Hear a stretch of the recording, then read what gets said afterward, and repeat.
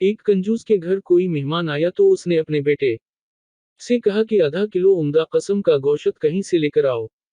बेटा बाजार गया और खासी देर बाद खाली हाथ घर लौटा आया। कंजूस बाप ने पूछा, गोश्त कहाँ है?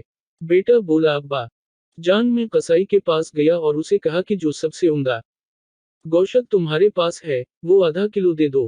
कसाई ने कहा, बेफिक्र रहो, मैं तुम्हें ऐसा गोश्त दूंगा कि गोया मक्खन हो। मैंने सोचा अगर ऐसा ही है क्यों तो मक्खन ही ले लेता हूँ।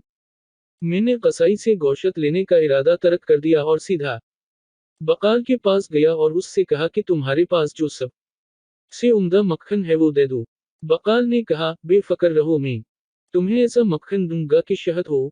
मैंने सोचा कि अगर ऐसा ही है तो फिर शहद ही खरीद लूं।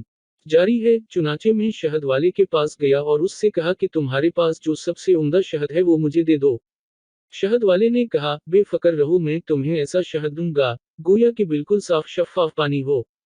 मैं सोचा अगर यही किस्सा है तो पानी घर में ही मौजूद है। असलय में खाली हाथ वापस आ गया। कंजूस बाप कहने लगा, वाह बेटे, ये तो तुमने बहुत अक्लमंदी से काम लिया, मगर एक नुकसान फिर भी कर दिया है।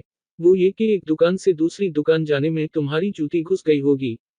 बेटा बोला, नहीं अब्बाजान, ऐसा नहीं है, मैं तो मेहमान की चप्पल पहन कर गया था, असलय कोई नुकसान नहीं हुआ।